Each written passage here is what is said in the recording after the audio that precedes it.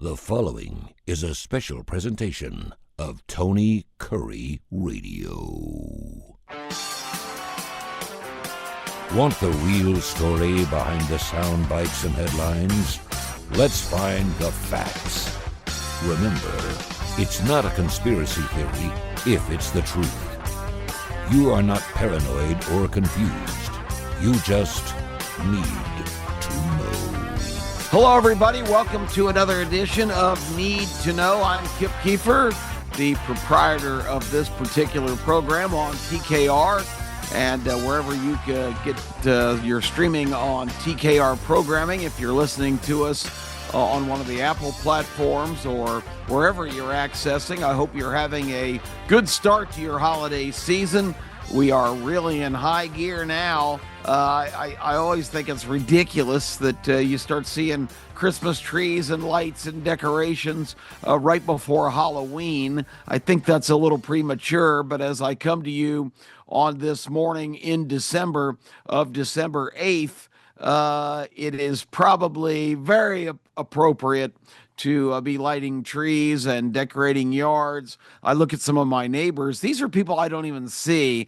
I think they might live under their house in some kind of secret bunkers. I've got neighbors on both sides that I don't ever see them outside. Not that I spend a lot of time out in my yard doing anything or hanging out in the front yard, except to go to the mailbox. But I don't see these people. I don't have any contact with them, and they live, several hundred feet away. So it's interesting that somewhere, I don't know if it's in the dark of the night or maybe it's in the sunrise hours of the morning, but at some point, sometime, both neighbors have done a rather elaborate job, not Clark Griswold style, from, of course, Christmas Vacation, but they have put up a pretty impressive array of lights, including, I don't know if maybe they have contact with each other. I can't think that it's a coincidence, but to me, and I have not gone up and closely examined them, but they've got this array of lights all across their front curb, and these are pretty considerably large front lawns, where they look like these little encased in some kind of plastic lights, all strategically placed about 5 feet from each other, all the way down the line and around the corner to the side lot of their front line that leads to their driveway. But the bottom line is very impressive. I don't know when this happened. I will not be matching that effort because, first of all, I would not have any idea how to rig up lights, plug them in, make them have power. I could probably find some way to hang some lights, but as far as making them illuminate, that's out of my pay grade.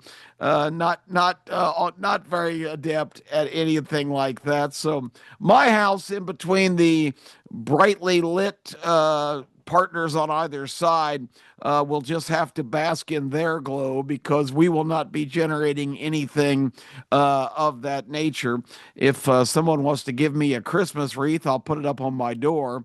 But because I am certainly not a Scrooge, I'm in the holiday spirit. But pyrotechnics in my front yard are not part of my particular observance. And I had no plans to start today with that particular subject. But that's the beauty of the podcast and being the broadcaster on the podcast. You never know what you're going to do. And today is one of those days. I still maintain my full-time job as the executive director of the Birmingham Racing Commission.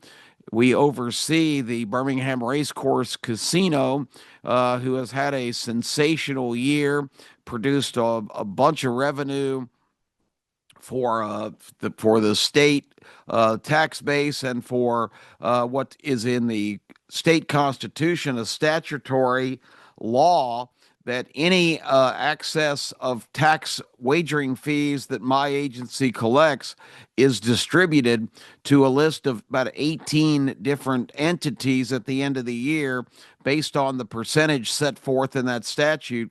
And we are going to have right at $6 million to pass out to all the recipients this year, which pretty strong thing for an entertainment complex to provide to the city of Birmingham, a lot of local universities, municipalities, the city of Birmingham getting over $1 million in revenues. So, really, one of the good aspects of having a quality entertainment entity in your city is this distribution of funds, which for a long time, when we were just doing racing only, and the wagering fees that we collected were just enough to keep our lights on and keep us regulating the product. We didn't have very much money, if any, each from year to year to distribute. So the casino business has been very lucrative for the city of Birmingham and all the surrounding areas, providing about 450 jobs, and just has been a real pleasure after working with the McGregor family for 33 years on the track and the casino that they established to have the Porch Band of Creek Indians come in, PCI Gaming come in this year in April and assume that license. There has been no snag in terms of the transition. They do a phenomenal job of operating that facility, have been great to work with, and have great plans for expansion.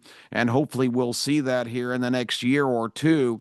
Probably not a big effort legislatively to get things done in 2026. Gambling and gaming issues are not exactly what legislators are enthusiastic about discussing in an election year, which 2026 coming up is. But look for a full scale push in 2027 to finally bring Alabama into the modern day Mississippi. And this is a sad indictment that any of you listening should call your legislators, find out who your representative is. I imagine that about 90% of people in Alabama have no idea who their state representative is in their area, because it doesn't come into play that often unless something outrageous is going on in Montgomery. And under Governor Kay Ivey's leadership, there hasn't been much radical at all. Kay Ivey choosing the path of least resistance as being governor, basically nailing shut the windows and doors in the governor's mansion and not being seen unless she's pardoning a turkey at Thanksgiving. Certainly not giving policy positions or pushing the envelope in any way. And that's why she's been politically successful, because she has basically stayed out of the storm and has enjoyed the trappings of the governor's mansion, not making any waves. And in politics, that's the surest route to survival, unless something disastrous happens due to their indifference. So anyway, we will see what happens at the end of the day. But I've been that long-winded explanation. I'm not as up to date or fired up today about political issues. It's kind of a at time of the year where things stagnate. There's not a whole lot going on in Washington right now because they, of course, their infamous breaks are already in holiday mode. If there is any business being conducted, about half of the Congress is not even in Washington, and they're not going to be spending a lot of time there in the next couple of weeks. So this is kind of a lull period. President Trump is hitting the road we talked about affordability crisis last week. The affordability crisis, which now Trump has inherited full scale from Joe Biden. There's starting to be some blowback in Washington at the Trump administration from independents and some maybe less than committed people in the MAGA movement. The true Trump soldiers are not amongst the crowd, but a lot of people that voted for Trump because the outrageous job done by the pseudo administration before this, the pretend president, the marionette Joe Biden, the de facto third term of Barack Obama, with all of his officials being the placeholders in terms of the Biden administration. It was Obama 3. And of course, the results were disastrous. We saw inflation skyrocket to 9%, the highest rate it had been in decades, maybe a century. And prices went right up the ladder as well, of course, with energy being cut back dramatically. If energy costs are high, prices are going to go right along with them because people realize that transporting goods to market is very expensive, either by rail or by truck or even by air in some cases. But you have to consider the price of high energy cost on manufacturing of goods is a considerable factor as well. So with the cutback, the whole myth of this cataclysmic climate change and all the hysteria about cutting back fossil fuel production, no building of additional refineries, all of the decisions made to kowtow to the environmental wing of the radical leftist movement in the Democratic Party had terrible consequences on you and me and all the American consumers, where we had to go to the grocery store and pay 25 or 30% more for our standard items we picked up. I won't bore you with my list, but includes the big jugs of V8 juice and Diet Mountain Dews and Powerades, all my staples that I have to survive. I saw my price go up 15-20% on the items I've been buying for years during that time. So, and everybody felt that. A lot of folks living paycheck to paycheck have to endure the higher prices, even going out to dinner. When you get to the point at McDonald's, if you get the value meal and the value meal costs you 12 or 13 bucks, you know things have gotten way out of hand. And that's kind of the experience we had between 2020 and 2024 when America ignorantly, stupidly elected a guy who didn't even have a functioning brain. And of course, we've been over this many times in shows. I'm not so sure America did do that, but that's water under the bridge. That administration is gone, and we are in a new era. But the problem for Donald Trump right now is he ran on a platform to do a lot of things, close the borders, produce much more American energy, stop wars around the globe, really radically address the fact that we had politicized so many of the things in our country that can't be politicized. Law enforcement, the court system, the judicial branch of the government, all have to be above reproach. And if you get into the fact where all of the decision making and all of the dynamics of those areas are politically motivated, you've got a real problem. When a good example right now, you see the pipe bomb suspect, and a lot of folks had even forgotten about that aspect because it was buried by the pseudo administration before. But on January 5th, the night before the January 6th insurrection, which was no insurrection because insurrection means an attempted overthrow by armed marauders. The insurrection in the Capitol on January 6th was a bunch of morons who stupidly decided, because they were basically coerced to enter the Capitol building purposely to create a giant scandal. They fell right into the trap and went storming in there armed with their cell phones to take selfies in the Capitol while Congress was conducting their business. This was not an armed mob who came in guns blazing, intent on overthrowing the government. This was a bunch of people stupidly goaded into coming in to create a great showcase scandal for the Democrat Party to use continuously over the next 5 or 6 years, and they're still using it to some degree. But the night before that, there were pipe bombs planted at several areas in Washington, including both the Republican National Committee headquarters and the Democratic National Committee headquarters. It was a head scratcher. Who would take these steps to do this?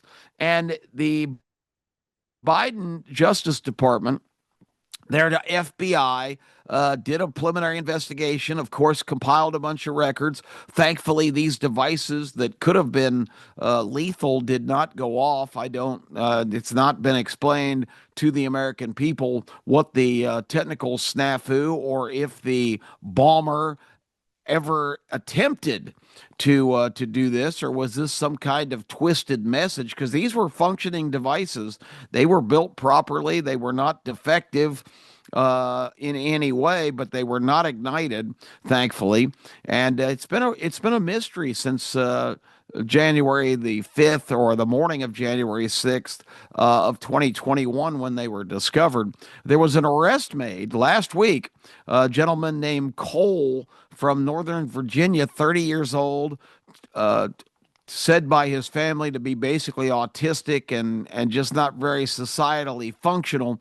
Well, he was societally functional enough to go out and buy all the materials and construct meticulously over a dozen pipe bombs to place around key places in Washington.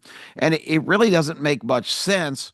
But the bottom line is the Biden FBI, under the direction of the despicable, now historically just slimy character, Christopher Wray, who the sad part and the ironic part of the story was Christopher Wray was an appointee of Donald J. Trump. Trump, after firing James Comey, encouraged by another guy who turned out to be a complete turncoat, although we already knew he was a slime ball when Trump allowed him to be in his transition team. Former New Jersey Governor Chris Christie somehow got in Trump's ear and talked up this Christopher Wray, W-R-A-Y, who was the FBI director during the entire first Trump term, after James Comey was fired shortly after he took office, and the entire pseudo administration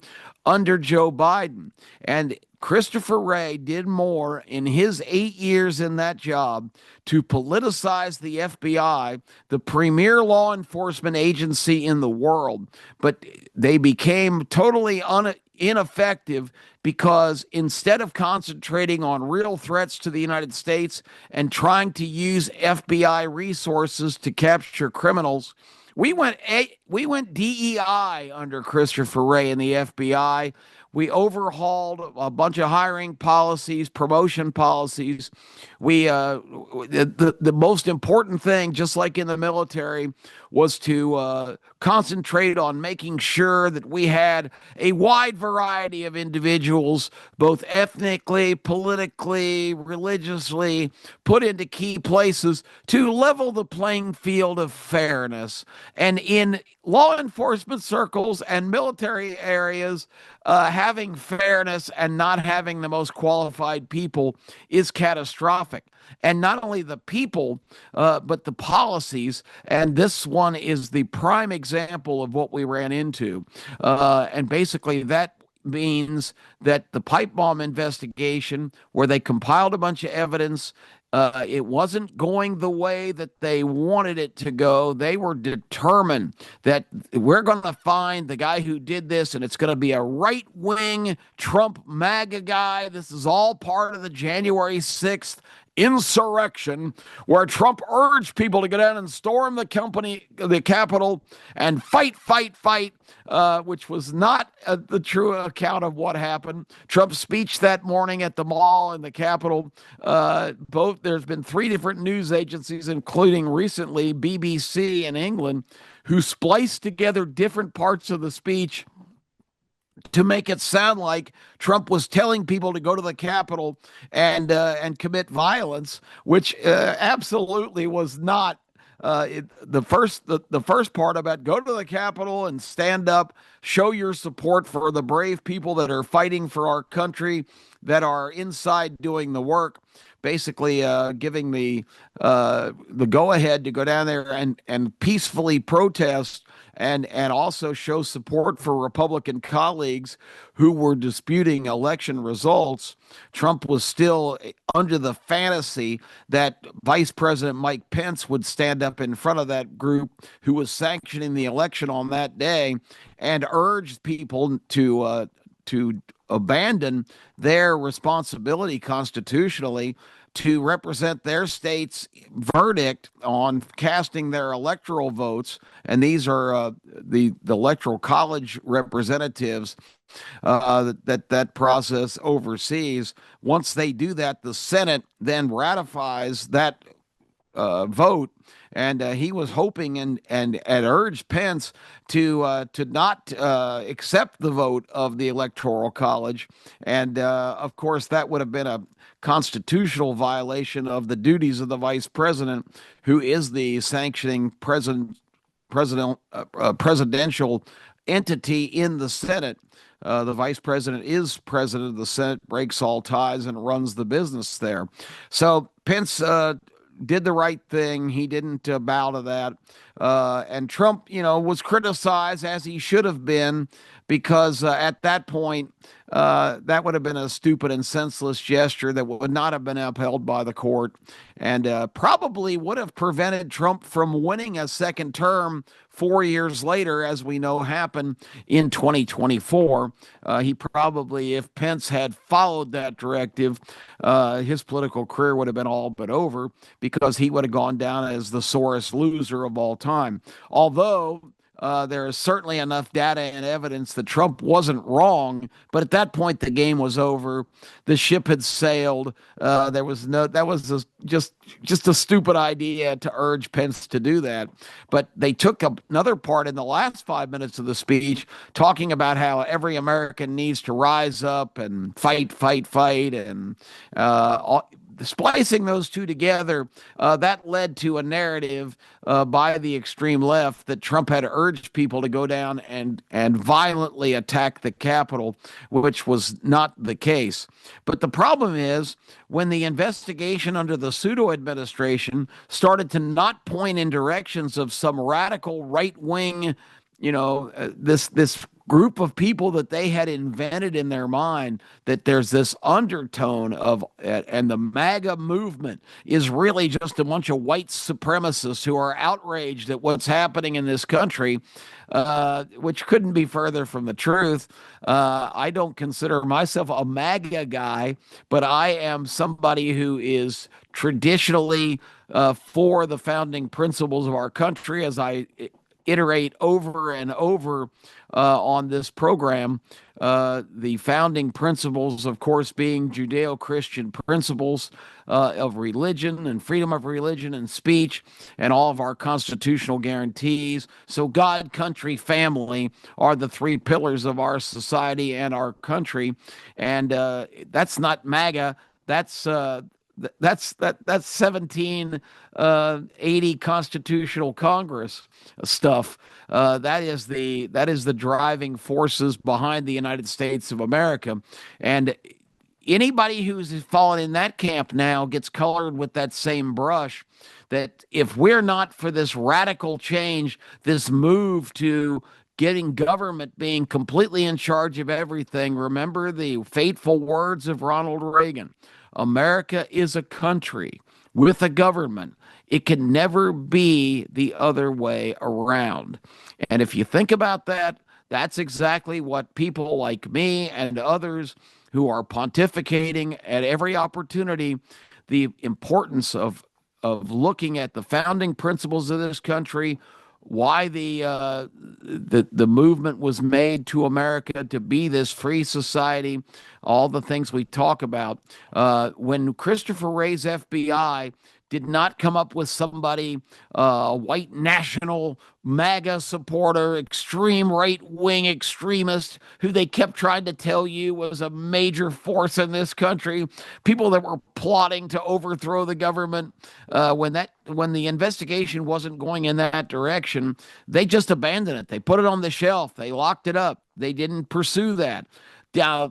They did pursue everybody who was stupid enough to go into the Capitol. They got cell phone data. They pursued people and charged hundreds of Americans who were there that day to just loudly protest the election of Joe Biden and call the inconsistencies in the election process, which now are stipulated and documented as fact. A lot of really seedy dealings in so many areas of the country. The sudden shutdown of ballots being counted when Trump was trending ahead at midnight on election night, and the resumption a couple of days later when all of a sudden many additional ballots had been found in all of these places, just enough in most cases. In Georgia, it was only a matter of like 1,100 votes that must magically put Biden over the top and beat Trump in 7 or 5 of the 7 swing states that turned the election in 48 hours after all those states suspended counting at the same time. I mean, it was such an audacious maneuver that was pulled. It still just amazes me to this day that we sat back and just accepted the results of that election, which were tainted to say the least. But that's again, it was, I remember on the morning after the election, I was reading different accusations in this area and people saying that, this is going to be strong enough to turn this back around. And, I said, folks, you are being delusional. The hay's in the barn now. This election is over. There's no got to be, and this is going on for months. People saying, okay, well, here's the scandal in Arizona where they've just found a bunch of ballots that were never counted. They're going to go back and change the results of the election. It was delusional, hopeful thinking that was absurd, because once that was certified in Congress on that day in January, the election was over. There was going to be no, backseas. We weren't going to go back and redo anything. The game was over then, and you had to be realistic enough to know that the driving force from that particular result was to never let it happen again. They took full advantage of the COVID emergency in 2020, and the COVID emergency also is pretty obvious right now, was not an accident. It was not a natural pandemic.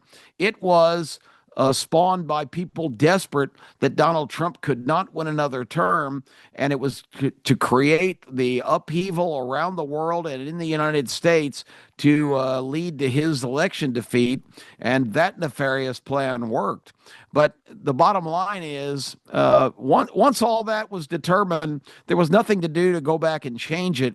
The spark that was lit, the fuse that was lit, was to make sure it didn't happen again for another chance in 2024. And at that time, it certainly didn't look like Donald Trump had any kind of political heartbeat in terms of him being the candidate.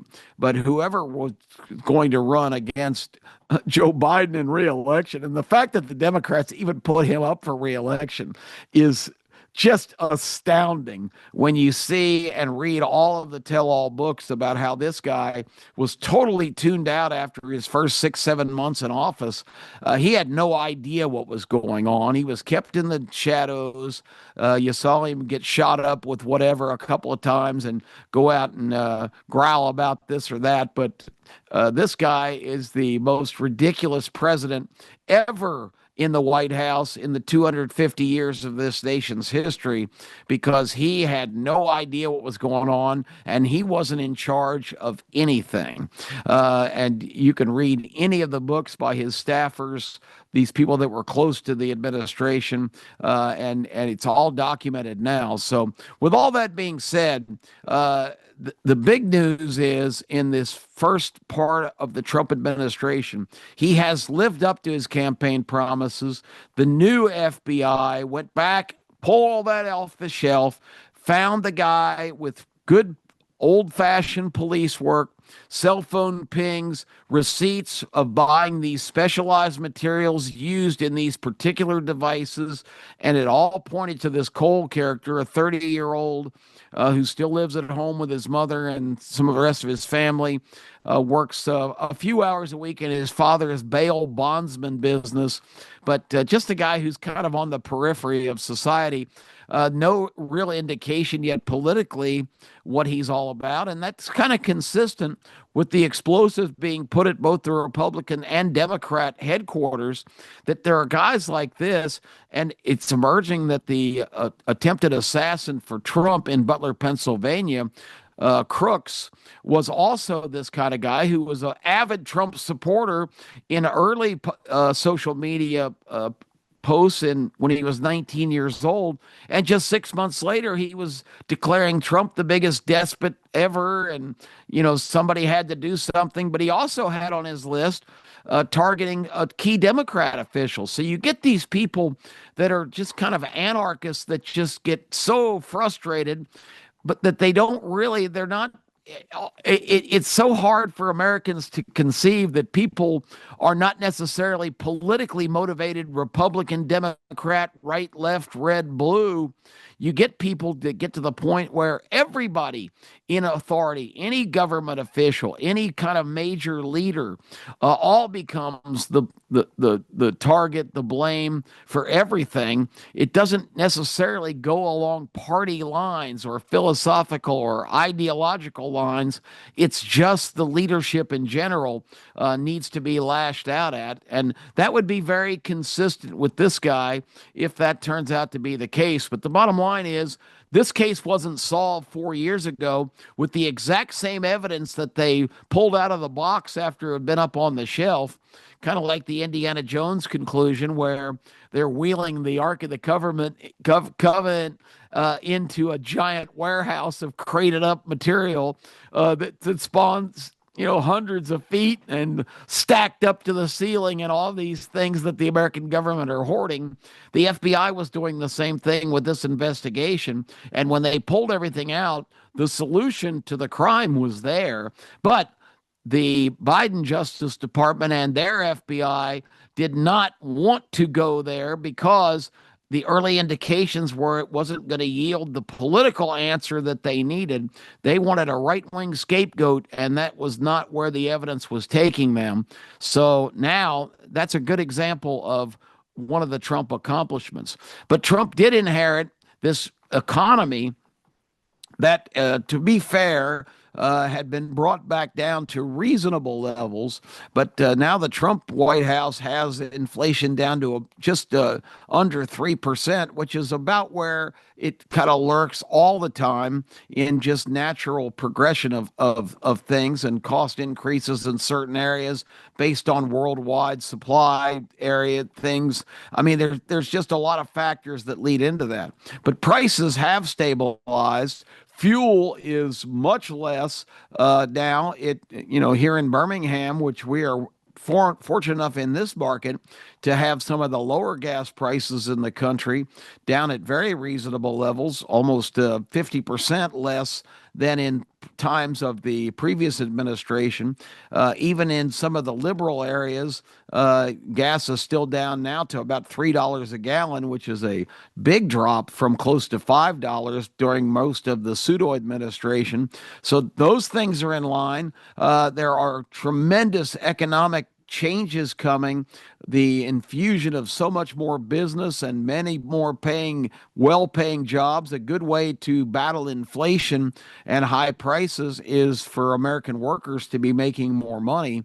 And we told you on the last edition of this show that what Trump inherited is a level of pricing that got to an area where if you're a company or a corporation, and I talked about my V8 juice and my Diet Mountain Dews, if a guy like me used to pay $4 for a big jug of V8 juice, or $5 for a six-pack of Diet Mountain Dew bottles, and now the price on both of those got jacked up to $6, $6.50, or even $7.50 for the Mountain Dews typically now. once I go to the store and pay those prices, because those are the items I have to have, corporations and companies, even with prices coming down, once that threshold is reached, I told you this the day of the election results back last year, that it's almost impossible to bring those prices back down once a retailer or a company that produces those products establishes the fact that they can charge those prices and people are still going to pay it. And that's kind of the whole consumer corporate relationship.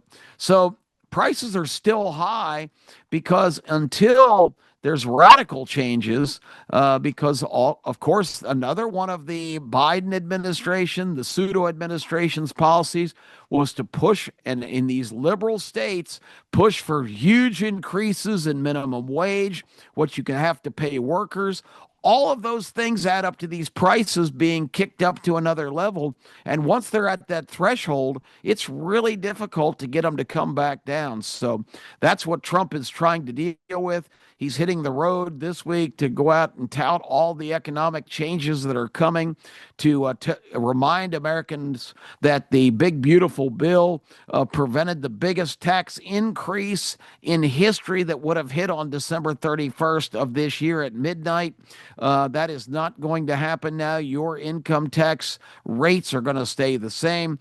There's a lot of progress that's not being recognized in this first 8 or 9 months of this administration. And Trump's going to hit the road to kind of highlight that stuff this week. So that's the biggest political news that's going on.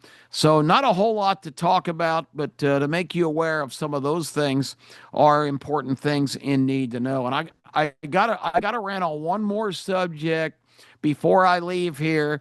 It's kind of in the sports area, so I know a lot of you tune in for news and political observation, but I think this plays into the whole deal as well. Because, and again, I've already outed Trump for some childish behavior after the last election, although he had a right to be outraged because it was stolen. But, stomping your feet after the fact doesn't do any good. It just makes you look petty and small.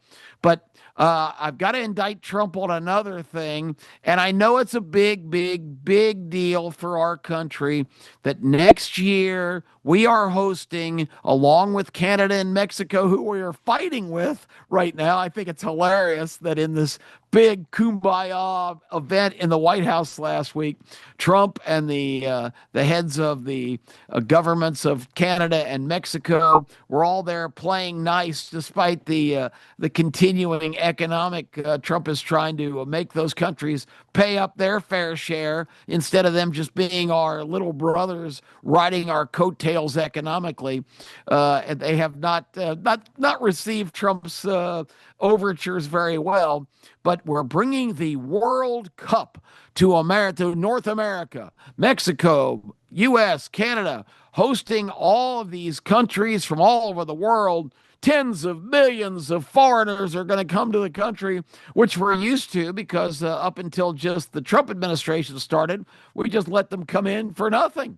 Now they're going to have to actually fly here and stay in hotels and spend money.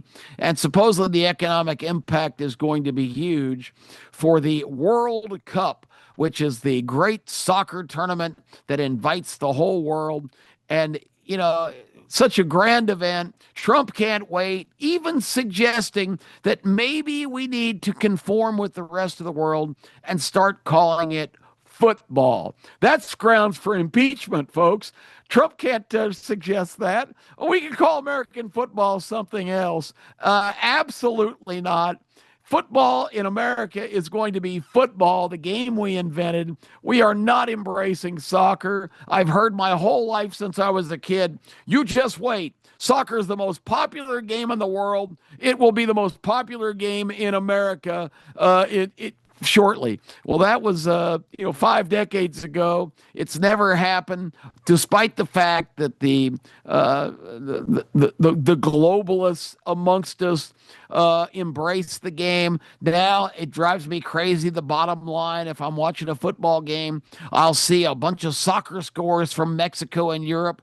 I don't care. I don't like the game. I don't embrace the game. It's not the beautiful game. It's the boring game. I laugh. Tony Kurre, the proprietor of this network, tells me the story of his good friend and a great guy, by the way, Al Del Greco, who was a Hall of Fame level kicker in the NFL and at Auburn University, trying to explain to Tony the love of soccer. And Tony said, "Well, nobody ever scores." And he says, "Tony, you don't understand. It's not the scoring that's exciting. It's the chance to score." Well, I can tell you, watching the awful Ohio State Indiana game, which was tedious to say the least, in a 13-10, basically a couple of drunks staggering around trying to score. Ohio State got inside the 5-yard line twice. It was not exciting watching them trying to score, and they didn't score. So it was kind of like watching a soccer game. Yankee football, a major endorsement. Of course, don't even get me started on the fact that despite the fact that Ohio State lost to Indiana in the Big Ten championship game, they still are the number 2 team in the tournament, which is absolutely ridiculous. Georgia wins the toughest conference in the country by far, played the most difficult schedule, 10 times more difficult than Ohio State, and still, as the SEC champion, the premier conference in the country, is number 3 behind Ohio State. BS, ridiculous, bias. The same people making those votes are the same people excited about the World Cup coming here for boring-ass soccer, and we're going to make a big deal about it. Trump actually said, because there's going to be over 100 games between the 3 countries, he said, this is the equivalent to having 100 Super Bowls in North America next year. Give me a break on that rhetoric. If Paraguay plays Australia, that's not the freaking Super Bowl. If Trinidad and Tobago is in the tournament and they're playing against, pick a country, Senegal, I don't care. That is not the Super Bowl. That is just a boring ass 1-0 or 1-1 soccer game. I'm not going to watch it. I'm not interested. And my final point, if the USA was even competent, if they even had a pulse in terms of being a significant player on the world stage in soccer, maybe I would actually open my eyes long enough to watch a little bit of the game. But folks, don't drink the Kool-Aid. I'm already seeing U.S. soccer commercials about them shocking the world, and this is their moment to step up on American soil and claim the greatest title in the world, the World Cup Championship. Ain't gonna happen. The USA sucks at soccer.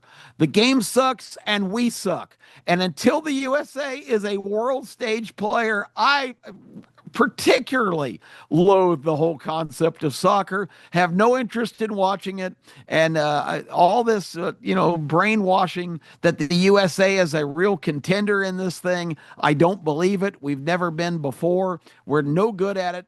335 million people in this country, and we can't find 25 guys who can run fast and kick the ball or stop the ball or whatever you have to do in soccer. We play like teams from this hemisphere in the pre-games and the preliminary games, like I just mentioned Trinidad and Tobago or Isle of Man or all these Caribbean nations that have like 700 people on the island, and they have better soccer teams or competitive soccer teams to the U.S. Until we don't suck at soccer, I have no interest in the game. I'm an American. I support American teams. We saw the miracle on ice in hockey where the U.S. won a gold medal. Until the U.S. men's soccer team, and we'll give the women credit, they have been good on the world stage, but it's women's sports, and I'm a Cro-Magnon. I'm not really into that either, but that's all my shortcomings, and I'll admit that. But the U.S. men's soccer program, who's had a revolving door of coaches is not competitive on the world stage. They are not on the level of the major powers throughout Europe, and even Japan has emerged and some others. So until we are decent at soccer, I'm not going to pay any attention to it, and I may not pay much attention then. 104 Super Bowls. Come on, President Trump. Give me a break. That's absolutely ridiculous. It's great that it's coming here. I'm all for it, but don't just barrage me with information about how magnificent the World Cup's going to be from a sports standpoint, because it's not. The game sucks, and we suck, and that's all I got to say about that. I'm Kip Kiefer. We'll be back next week with another edition of Need to Know.